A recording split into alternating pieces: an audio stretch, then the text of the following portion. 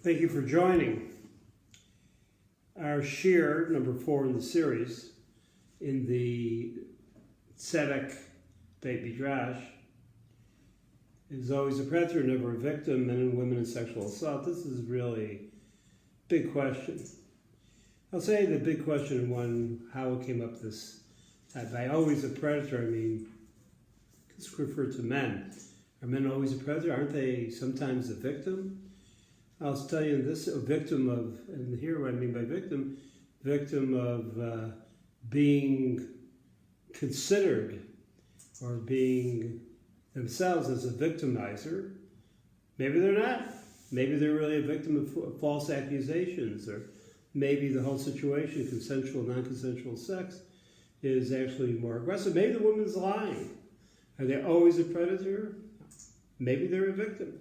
This came up recently in American history, very dramatically, Me Too movement, especially in a situation with the confirming or non-confirming, it became confirming, of Judge Kavanaugh as Justice of the Supreme Court of America, claimed to be a victim. Now that could very well be what's true, it could very well be true, it could very well not be true. I can't decide his case. But it may be the conversations regarding this, and especially hearing conversations from my colleagues, my friends, I'm an Orthodox rabbi, my colleagues are Orthodox rabbis. So many of them say that this was being strung up. I mean, shouldn't there be equal laws of evidence that apply to men as apply to women? In that case, it seems no real evidence against him. So I was interested from a Jewish perspective, which means both. I mean, men and women, as some of my colleagues say, they claim, the new age men and women claim that everyone should be equal, so they should be equal here. Well, from my perspective, which I think is actually, in this case, I'm trying to follow the Torah perspective, that's a more interesting conversation. Is there a built-in bias based on understanding of assault that favors listening to the woman, who is not the only gender that are assaulted, men get assaulted too, but are the predominant ones who get assaulted? But anyway, so that's what I'm interested in. I'm interested in the halacha, but I'm interested in the halacha as conveying wisdom, as conveying understanding. How does this work? So we'll look at a very important text of maybe one or two from Tanakh. Please look at your pages, and then we'll go into rabbinic commentary, halacha as informed by these texts, and how they think about men and women. So let's just get to it. So always a predator, never a victim, men and women and sexual assault. Our first section, I find that on page 1 of the sources, there's a whole section about yichud. And translate yichud is sometimes the words in English are used in some translations. Privacy, close association, things with the words with association. It means a man and woman together alone. This section comes from Samuel 2 about the children of David. David had a number of wives, therefore a large family, a lot of half-siblings. Look in verse 1 of 2 Samuel, Shmuel Bet, Perek Yud Gimel, chapter 13, right from the beginning. So Avshalom, son of David, had a fair sister, gorgeous, Tamar, and Amnon, so Amnon was a half-brother, both to David and to Tamar, and Amnon falls head over heels for Tamar. But he was distressed, verse 2. He fell sick because what's he going to do? She's a virgin and that's attractive to him, but he can't get to her half-sister. So Amnon had a friend or someone close to him, Yonadav. Sounds from the description that he was an uncle. Yonadav says to him, Yonadav is a sly individual, subtle man, a sly individual. Oh, son of king, you're wasting away. And basically, I said, yeah, I'm in love. I'm in love with Tamar, my Avshalom's sister. And Yonadav said to him, well, I'll tell you how to get to her. You lay down in your bed, verse 5, pretend to be sick. Your father's going to get concerned and say, well, let my sister Tamar come. I need her. I need her in a close association. And she can feed me. And I'll see how she makes the food because I have no appetite. But if she makes the food in front of me, then maybe I'll really get hungry. Maybe I'll eat, and maybe you'll have a live son. 6. Amnon does what Yonadav suggests, feigns himself sick, and he says to the king, let her come and make me a couple of cakes. I don't think they mean chocolate layer cake, but that would be pretty good for me.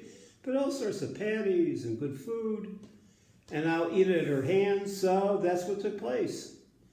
David sent home to Tamar, says, come feed your brother.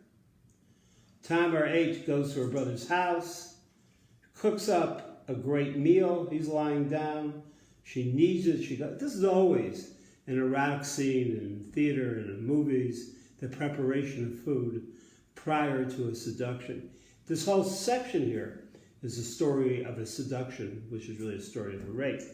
And but it's important to know that and to see how it develops. And Ammon says, have all the men out. I can't eat with so many people. Everyone get out of the house, let Tamar feed me. And then, verse 10, so he gets everyone out of the house. Then Amnon says to Tamar, you know what? I can't eat in the chambers. In the court. Let me eat in my own chambers, my own room.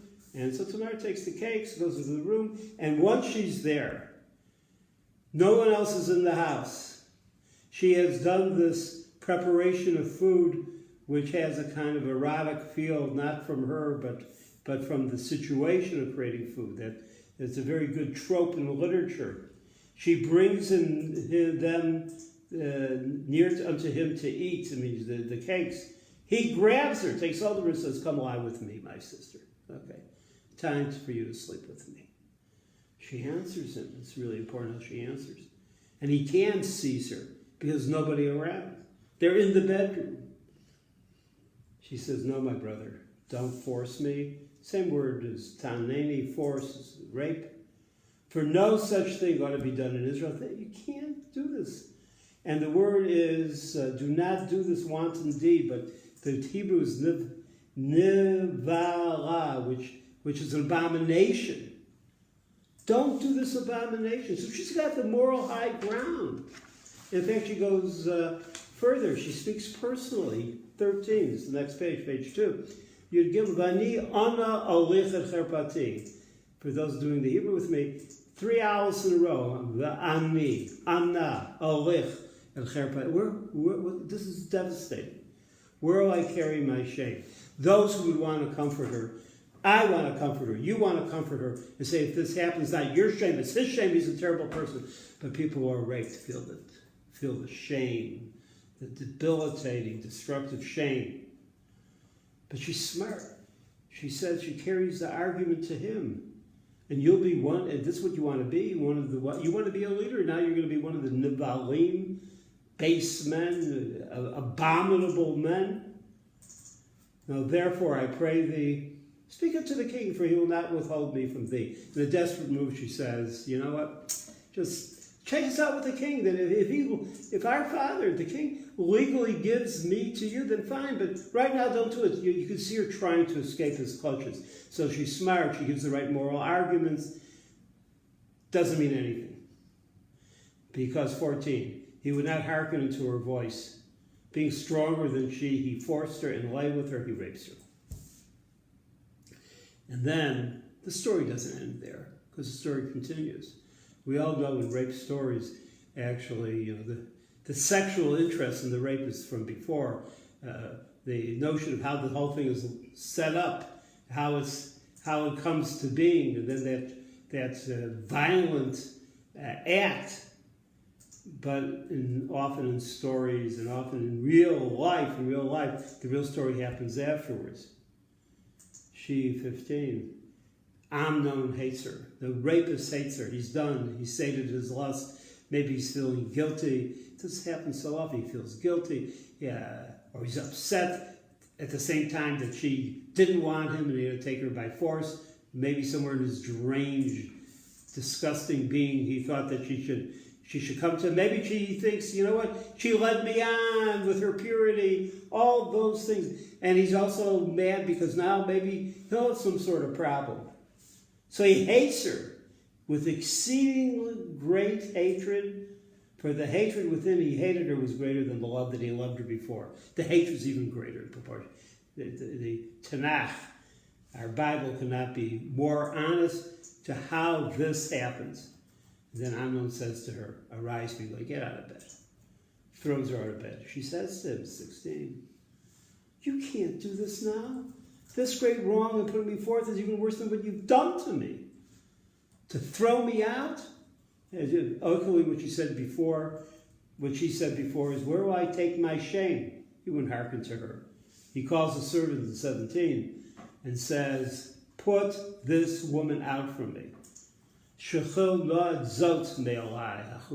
get rid of her. But actually, the translation is not this woman. It's not even the Clinton, this woman, understanding when he denied everything with Monica Lewinsky and wanted to hate her in the way that he was hating her.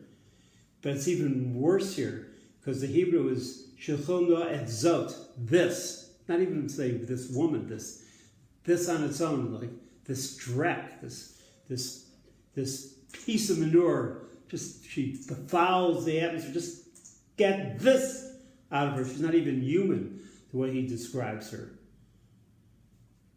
18, she puts on her robe, which was a robe of many colors. We think of Joseph, but she's the daughter of she's one of the king's daughters. This is virgin apparel. Servants take her, throw her out on the street, and bolt the door after her. 19, puts on ashes. She cries out loud. She makes a scene. Why not? At least make a scene. Can this betrayal, can this tragedy go any further? Yes. Tanakh is totally honest. Absalom, her brother, her full brother, says to her, oh yeah, have Amnon thy brother been with thee? He figures it out very fast, which means he probably thought about before. He's suspecting before. What does he do to protect her before? He hasn't protected her. He hasn't gone to the king and say, you know what, I think Amnon has this. You know, it sounds crazy, but I think you got to talk to Amnon. He doesn't do any of that. And now what does he say? In the Hebrew, Batachoti hacharishi achichu. Oh, you can't cry out loud so much. You can't cry out loud at all. He is thy brother. Hold thy peace. That is like be dumb in the Old English. D-U-M-B. Be dumb. Don't speak a word. Because he is, you're making problems. You're making problems for the family business. You're making problems for the king's kingship. I don't like his Amnon too much, but you can't really talk about it. And here I say one treason, personal treason after the other. Absalom rejects her in this way. A terrible rejection, a terrible act of treason against his own sister, and say, shh, still. Be quiet, be silent. It's not good for business. It's not good for our family. Terrible. In the context between Amnon and Absalom, the context of who's worse. This is Absalom's moment to be terribly, terribly worse. He was silent before, and he tries to silence her, and this is how it works. And this is why so many women who've been objects of victimization and subject to that behavior, because of silent pressure, are encouraged to be quiet. King David heard all these things. He was very wroth, but we don't see King David doing anything here. Another betrayal. And Absalom spoke with Amnon neither good nor bad. Okay, because he's mad at him. Absalom hates Amnon. But he doesn't do anything right here. What's the deal? Who suffers from the sin? Only the abused suffer. The abuser gets away with it, as described right now. Totally gets away with it. This is the template of what happens with variations, of course, and all sorts of variations, some parts some parts even more intense than others. It happens in life, in these situations. But this kind of part about, this whole thing about being trapped, being with no intervention all the way through this, say it that way, there's no intervention. There's no one who, she must go and be with him. No one stops her going to be with him. There's nothing in society that stops her. And there's nothing in society that can stop him. And afterwards, there's no intervention when the crime has been done. In fact, only intervention is to silence Tamar, the victim.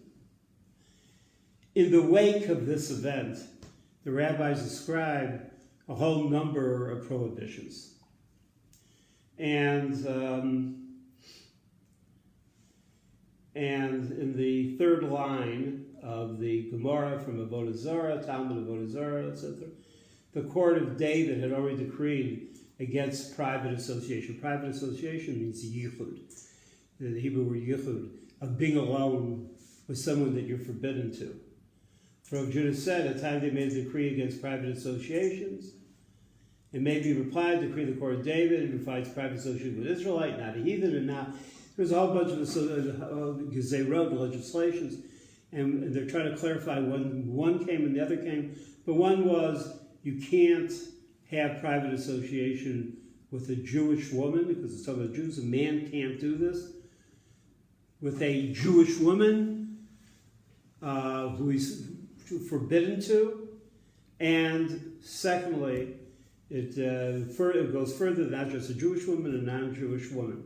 And what you see is the story of Amnon and Tamar creates extensions of prohibitions which are rabbinic in nature. These are legislation which are saying is too many people are getting into trouble. There's too much abuse taking place. Let's do an intervention at the very beginning. Don't be alone with somebody that you cannot have a physical relationship to, but that you're totally forbidden. And it seems to be an overwhelming one. We'll see how overwhelming it is. And now we go to Maimonides' Mishnah Torah, and that's on page 3. And the Rambam in the Mishnah Torah shows how extensive the law became. And here I want to say directly to you, those of you who are learning with me right now, some of this material is very heavy. And some of the material also involves assumptions that you could very well not agree with. What I'm looking for here is not really the particulars of every specific halacha, and not even really those things you may agree with or disagree with. I actually want to focus, for the purpose of this conversation, what we're talking about tonight, how the rabbis think about men and how the rabbis think about women under these situations, because they're the predominant victims in the sexual arena. I want to see what wisdom can we glean from this, how they view it, and I don't view it from a distance. I'm viewing it very close up, because I'm a student of the rabbis, and we're all heirs of the rabbis. So when he speaks in the Mishnah, Isurei Bia, that's really chapter 23. He said at the end, Isurei Bia are forbidden relations, who you can't sleep with. Heavy stuff. I'm not going to be able to cover everything. But look at this. It's forbidden to enter into privacy. It means yichud, being alone, too close for a man. With any of it's really a male issue in terms of halachic prohibitions. It's discussed that way. It's because it's really a male problem. When I say problem, it means something wrong with men. They can't be in yichud with any of the women. Forbidden as arayot. Arayot are intrinsic relations that are absolutely forbidden, of which the penalty could very well be at least that of karet. Karet means excision, that you get yourself spiritually cut off from the Jewish people, and that you deserve early death. Even if she's elderly, or a young girl. She's elderly. What's the problem? What's the problem? Fine, she's married, but what's the problem? She's an old woman. You're a young guy. Why are you forbidden? Or a young girl. What are you going to do with her? She's in kindergarten, or let's make it. She's in 3rd grade, 4th grade. For this leads to forbidden relations. Being alone, privacy. Basically, it's a problem about men. Men can't be trusted. I know you who are learning with me know all the things that you are surprised by or don't like about what rabbis may say regarding women, how smart they are, how smart they aren't, how easily seducible in some places. There's some references, all that. But as bad or as cynical that the rabbis are about women, I posit to you they're much more cynical about men. Well, I would say cynical is one word, but I say the other word is realistic. Men aren't to be trusted. Given an opportunity, they'll sleep with an older woman, even if they're young. They'll even do the abomination of sleeping with a child. That's what the Maimonides says. The exceptions are a woman with her son. We expect a woman to protect her son and not to sleep with him. A father and his daughter. And in this we can't be as clear anymore. That a father won't sleep with his, but nonetheless the halacha is liberal enough to say in these cases that a father won't sleep with his daughter. I'm not always so sure. I was a rabbi too long and I've heard too many stories. And a husband with his wife is in a needed state and she's a menstruant, because even though that's technically a arayot, a real forbidden relationship, it's not a permanent forbidden relationship. You go a couple of weeks and she goes to the mikveh and they can resume a relationship together. And since it's temporary, maybe he'll hold himself in during the state of marriage. There's an exception that's played out here that you can read to yourself. 2, Jewish men were not suspected of engaging in relations with men or with animals, and there's a whole description here. And this is and yes, rabbinic Judaism suspects Jews and Gentiles of homosexual relations. What about? I don't agree with the Rambam. I don't agree with the rabbis. I understand that. I'm not talking about this specifically right now. I want to talk about just in general what they think about men. That discussion is important, but it's so important that it would overshadow everything else. The main thing it's saying here is that Jewish men may have some inhibitions. Bestiality, we'll go give that as an example. But still, Rambam says, sages of great stature would distance themselves from animals so they not be alone with them. In other words, even the sages say, I can't trust myself. Can't trust myself. I don't know. I can't do so. 4, whenever a man is forbidden to enter into yichud, privacy, with a woman, this act is permitted if he's accompanied by his wife, or his wife will guard. Give him hell. She's not going to allow him to hit on another woman. So that becomes a situation which is possible. Similarly, 5, a Jewish child should not be entrusted to a Gentile man with the intent that he should teach them, because we're not sure, they're all suspect. Today, I would say we could extend this further, that Jewish men don't leave your child alone with a man. That's my addition to the Rambam. It's my addition. The Rambam doesn't say it. But this seems an implication for our days. 8, one woman should not enter in privacy even with many men. Look, she's not alone. She could be protected. Who says she's going to be protected? They could very well encourage each other, unless the wife of one of them is present. Again, the message is, don't trust. You can't trust men.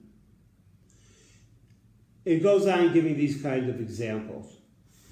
So however can women be in society if we're always worried about their being attacked? I want to say the rabbis find their ways, and which are just clear and open, but it's avowing the protection of the men from committing a sin, because we suspect men, and it vows protection of women and not being hit upon. Therefore, 12, when a married woman's husband is in the same city, she need not to be concerned entering the privacy, because she will be impressed by the fear of her husband, and the man will be afraid of doing something wrong because then her husband will come up against him. We have good questions about that. In the same city, is New York one city, or now it's a 12th city? Does the person need to be in Brooklyn? The husband need to be in Brooklyn to make sure this doesn't happen? It's an interesting question. But in all these situations, it says at the end of 12, whenever a man enters into a room with a woman, but there's a door open to the public thoroughfare, modern day offices could operate that way. But halachically, I would say it's really asur for offices to have doors that don't have windows, that are doors that lock, or doors that are effectively locked. And we know this today from the Me Too movement, that all you need, just like the beginning with Tamar, is nobody around, and effectively that's the case when doors lock upon themselves. And 13, an unmarried man, this is all Jews, should not teach young children. An unmarried woman, how do we do this? The only way to do this is that totally in a public kind of situation. But the alarming stories that we have of rabbis, of teachers, doing what they wish to do to young children gives us more than pause, says to us, take these laws seriously. To the degree, 14, rabbis ordain women should speak to each other in the lavatory to keep men from coming in because we don't trust men. We do not, 15, don't appoint even a faithful, observant person to be a guard of a courtyard where women live. It's a women's area, maybe whatever is a dormitory, because there's no guardian against promiscuity. In other words, being faithful and observant, being from, in no way, being from can say you can trust that guy not to serve non-kosher food. You can even trust that guy to make sure there's a good hechsher, a good supervision on that food. But you know what? Don't trust him on sexual things. He's not to be trusted. And 16, it's forbidden for a Torah scholar to dwell in a courtyard where a widow lives. Because for the same notion, even being a Talmid Chacham means it. All these laws for me, almost all of them, which are shocking laws, which are kind of like brutal assessment laws of the possibility of what can take place, I think we have found in our generation to be absolutely correct and perhaps not even strict enough.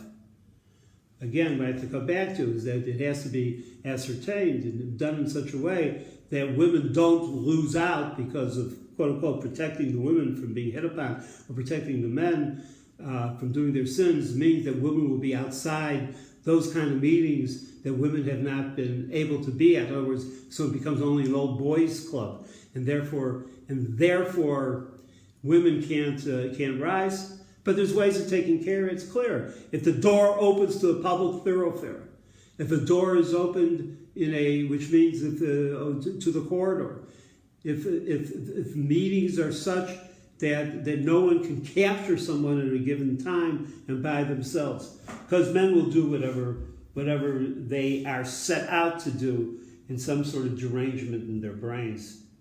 Is this easy?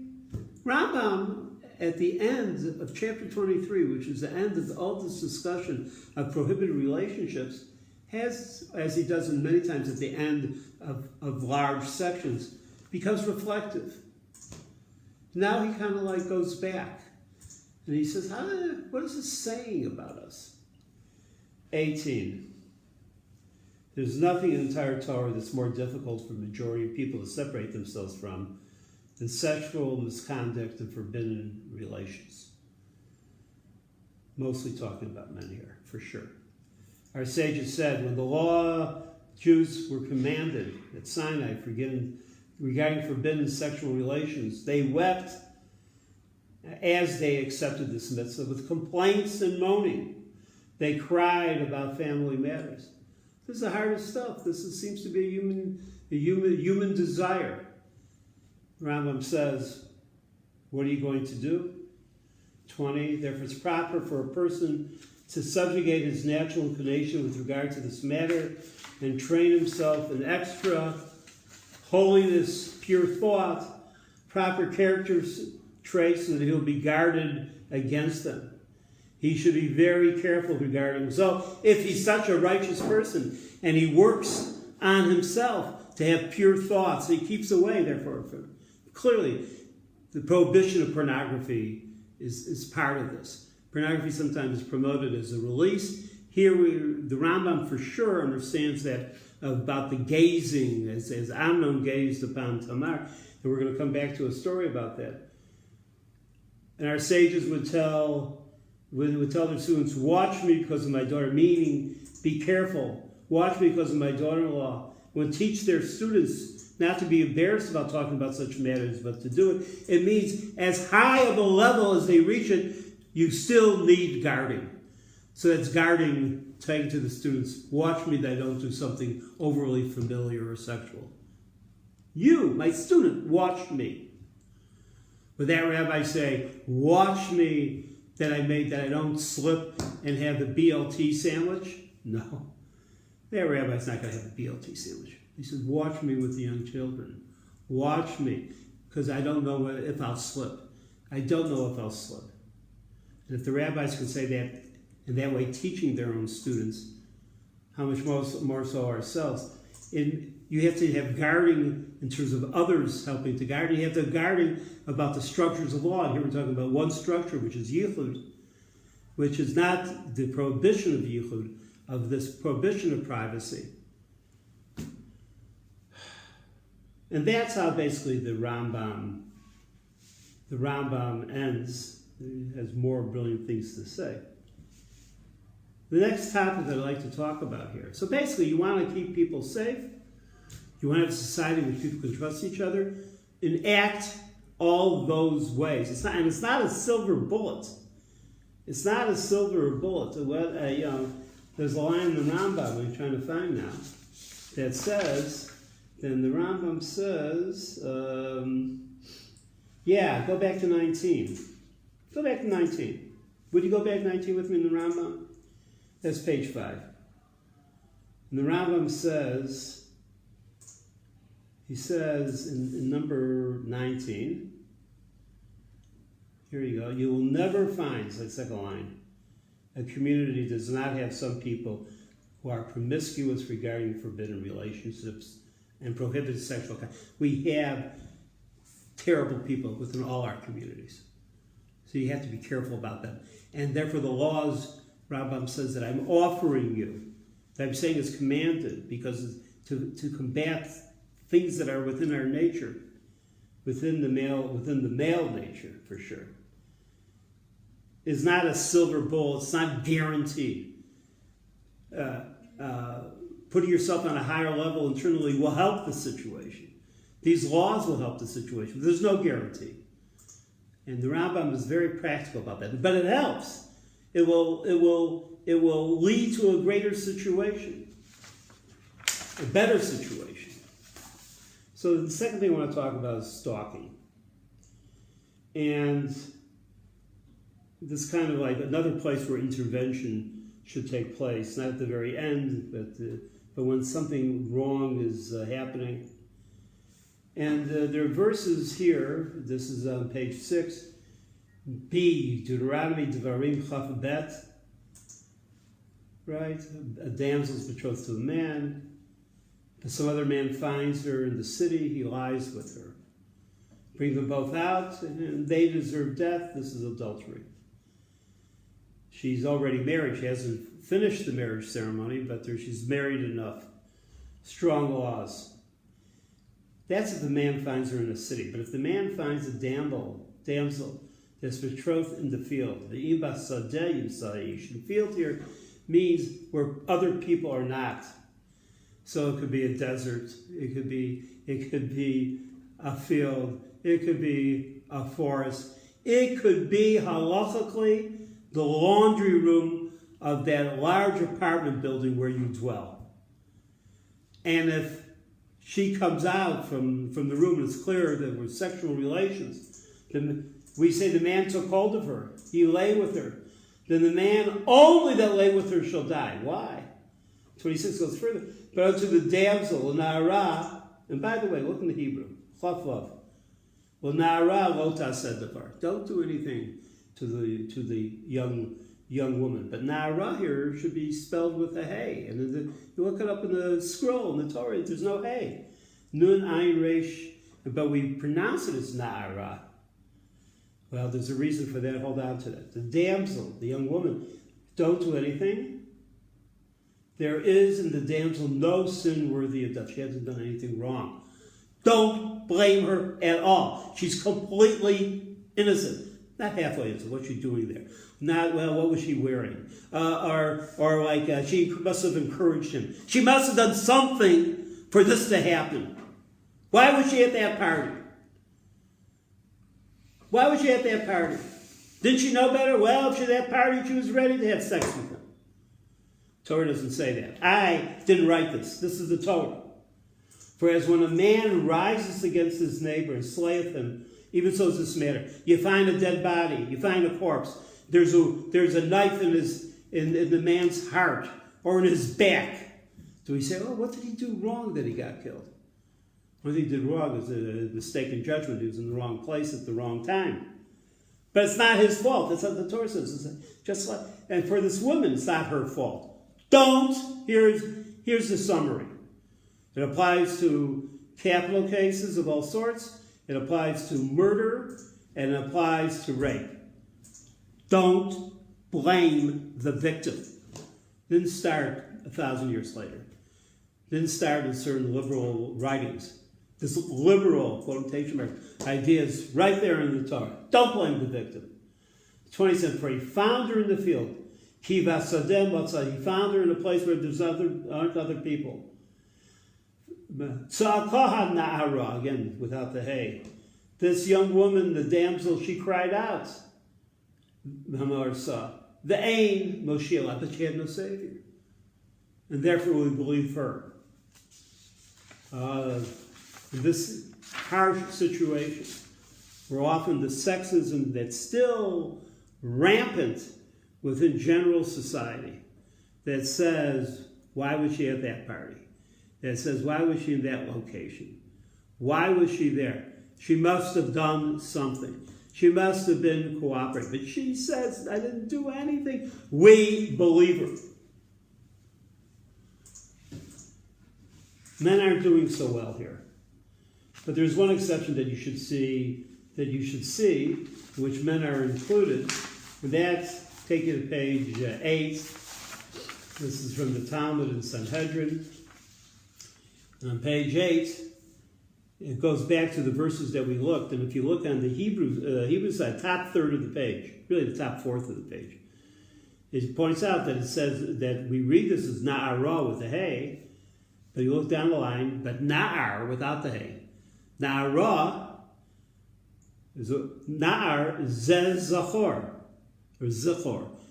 Na'ar without the hay refers to a younger male. Na'ara zu na'ara morsa. The na'ara is also a young woman. Both understand how we pronounce it, the creed, and how we read it. All right, so where the creed continues, how we read it and how we pronounce it, and how we see it in the verse, how it's written, as it were, and how it's read out loud. One gives us woman, just a young boy, just looking straight because there's no hay, and they're the same. The victims are the same in both situations. As much as we have to be concerned, and there's lines of Talmud here that I skip over, that you have to save, even in extreme measures, save the woman from rape, or the most extreme measure to save a woman from rape. The same thing, that extreme measures has to take place for a young boy who's in difficulty. Just as other verses say, you have to save one, you have to save the other. In fact, to the degree that the whole law of why you can kill the pursuer, the man who has a knife who's pursuing another man to kill him, to murder him, unlawful killing, murder, you can't do anything else, you kill the pursuer, that law is learned from, the base law is learned from here in the case of rape. Kill the rapist before he does damage. Kill him before he does damage. Before he does what he wants to do. I'm going to take you now to page 9. And in page 9, we see the Talmud brings us to a conflict of values, as it were. You want to save life? Or you want a person to die? What do you say about the male? That he's been so accused. He's been so accused. Doesn't he deserve life? What are you doing against him? This poor male. And then you have the woman who's the potential victim. So the Talmud expresses this notion in the most extreme case possible. D, Sanhedrin, is the end of the 8th chapter in Sanhedrin. The Gemara says as follows, at the end of this whole section, Rav Judah said in Rav's name, a man once conceived a passion. Masvadam shenotane navisha, said actually the Hebrew is a lot better than in our translation. A man put his eyes onto a woman. Put his eyes into a woman. And then the halali botina. And then he was consumed by a burning desire for her. The parentheses in English say his life being endangered thereby. They're taking this as medical fact. Whether or not it's really truly medical fact or whether or not it's just a pickup line, I'll die unless you sleep with me. Pretty lame pickup line, but whether or not it's that, it still continues in history. But they're taking it seriously, and in the ancient medical books, Galen's book, yes, you can die from love sickness. It's like considered to be an illness that could be mortal. And that's how we're playing this out, as if you could really die from this. The Gemara is creating the most extreme situation to make its point. When the doctors were consulted, they said, his only cure is that she shall submit. In other words, he's going to die unless she sleeps with him. Well, if that's the case, maybe it's better that she should sleep with him because she'll save a life. So they brought it to the sages. The sages said, let him die. Let him die. Rather than she should yield. Well, the doctors then said, let her stand nude before him and this will do something for him and he will live. They answered, let him die. Then said the doctors, let her converse with him from behind the fence. It's not even phone sex. Can't see her. They're not talking anything special. She'll say some words to him and that'll be enough for him and maybe he'll have a discharge of what's bothering him and he'll continue to live. At least let her do that. How harmful can it be to her? The sages replied, let him die. Rather than she should converse with him behind the fence. Let him die.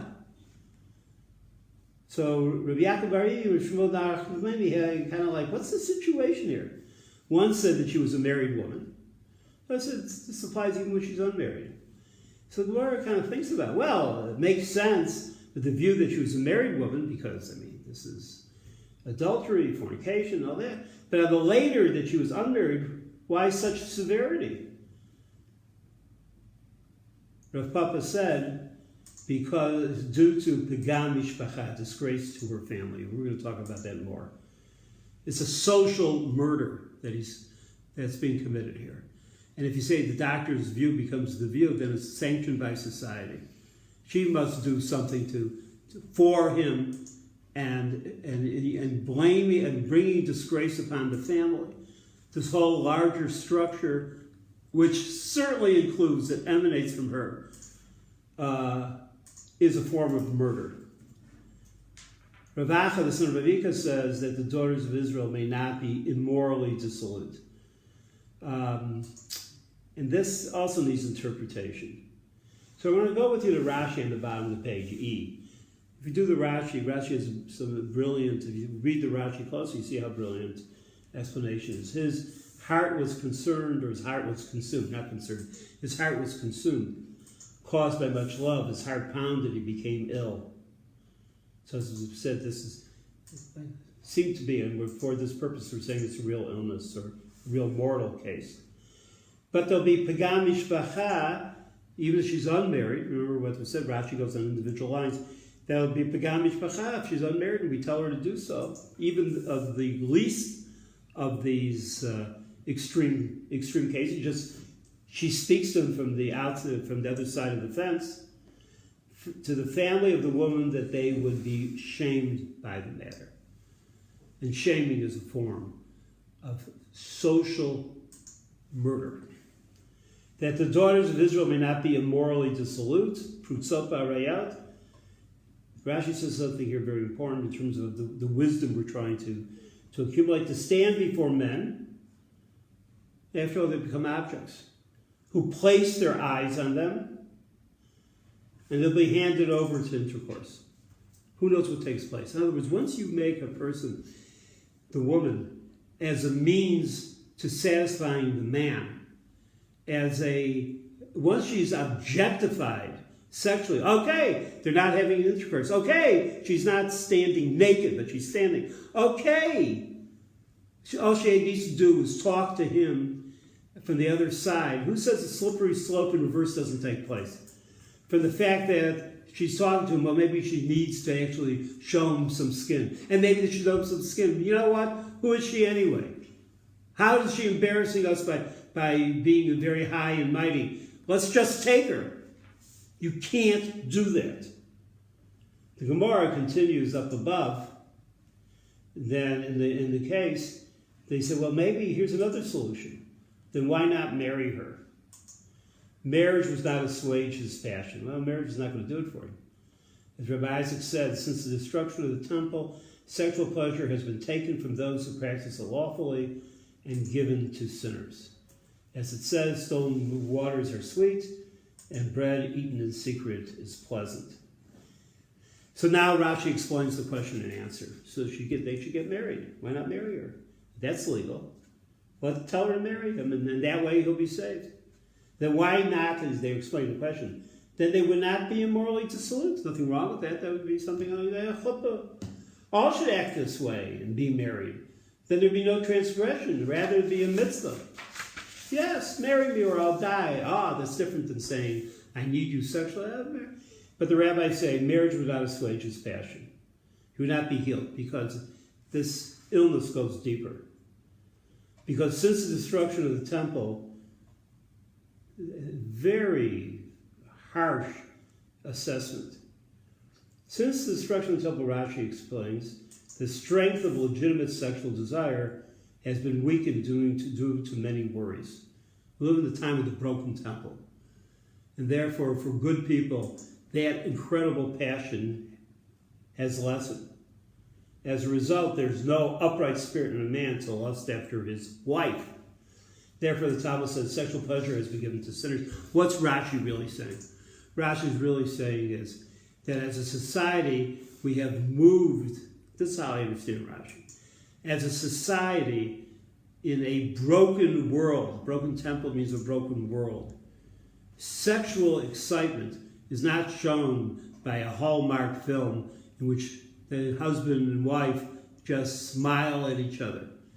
But sexual excitement in our culture has been handed over to those who degrade that very feeling, has been handed over to sinners, that there's never enough. That's a big crisis.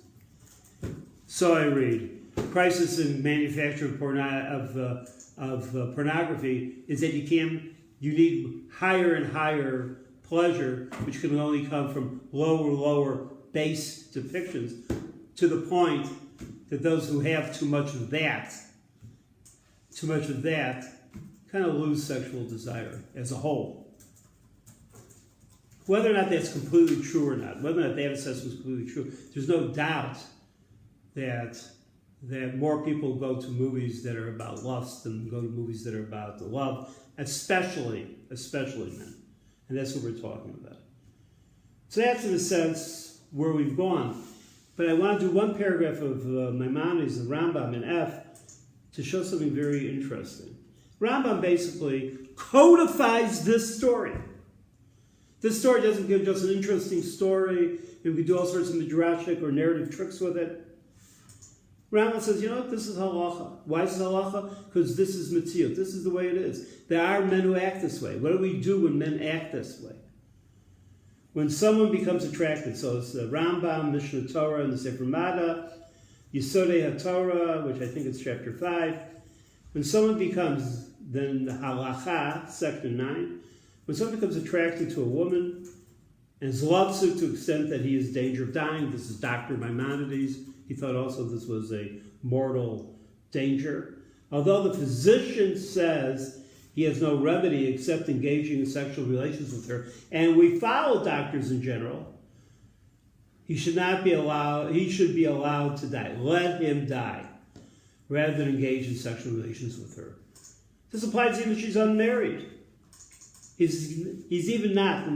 The section of the standing nude is left out from Maimonides. He says, I'll give you the two extreme sides: sleeping with her or this conversation behind the fence.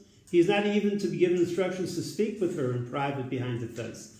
Rather, let him die. Now it's interesting. I saw the notes that I made when I first gave shiur. I learned this when I was giving shiur 40 years ago. I have a Gemara. I saw my notes. My note says that the Rambam, this is what I came up with at the time. The Rambam changes something else, not just drops the nude case. He changes something else. In the Gemara, it's her speaking to him. Let her recite poetry, let her recite prose, let her recite a laundry list of what you're going to pay, a supermarket list. She speaks to him, but rather says he's not even allowed to be given instructions to speak to her behind the fence, because he's doing the speaking. So the Rambam says, lahalacha, even if he doesn't see her anymore, even if she doesn't utter a word, only thing we do is quotation marks, we do is place her behind that fence, and he knows that she's there. He's already objectifying her as a sexual object, and this way he needs to live. It's better off for us that he dies. Rather, he should die, rather than be given instructions to speak to her behind the fence. And then the next part, how he understands the conclusion of the Talmud, if you look at it very carefully, so that Jewish women would not be regarded as, well, it says capriciously. I don't like this translation. The Hebrew is, Shelo yu benot Yisrael hefker, that the daughters of Israel, this is it comes from business law, that it should be unowned. Unowned means no one has responsibility for her. In Jewish thought, the worst thing is to be unattached, in a full sense. It means both ways. Not that just that she's unattached, that she doesn't have a father or mother, that she's unattached, that her community doesn't consider her, whatever the age, as one of our daughters. The same thing goes to men, young men. That those children who are subject to abuse are our children. They're attached. And what are you doing when you say, go stand there and he'll speak to you? You're saying is, we've given up responsibility for you. We're not protecting you. You don't belong to us in some level. Yeah, you belong to us, but on some level, you don't belong to us. It means his life is more important than your honor, and so your self-esteem. So these women should not be regarded as unattached. And to prevent these matters from leading to promiscuity, meaning, as I had explained before, that it leads to a situation like, who knows it's going to stop here? Abuse always starts in a minor way, very rarely starts in a major way. Unasked for remark, an unasked for touch, an asked for playful, whatever it is. And if we as a community, so basically what it says here, if I'm going back, are the men always a predator, never a victim? Well, mostly predators, or possibility of being predators, need to be guarded against. And look at these ancient laws that were laughed at by many and ignored by the modern Orthodox. Because what, we're going to have victimhood? Are you worried about this young boy Are you worried about the young women? Why should you be worried? Dead wrong. Rabbis didn't teach it. Dead wrong. And they're responsible for terrible things. You want a better society? Suspect men. Are the men never a victim? The men, yes, young men are often victims. I went to a great yeshiva where young men became victims. No, people thought about it. People knew some things. They became victims. And when it came time to pay up damages on that, oh, no, we're sorry about it. You have our prayers. No real apology. No restoration. When we think about who we're going to appoint in society, who are going to become the major leaders within society, who's going to decide justice, who's going to lead us on the right path, these become not minor issues. Those who are suspected of abuse cannot take those type of positions in society.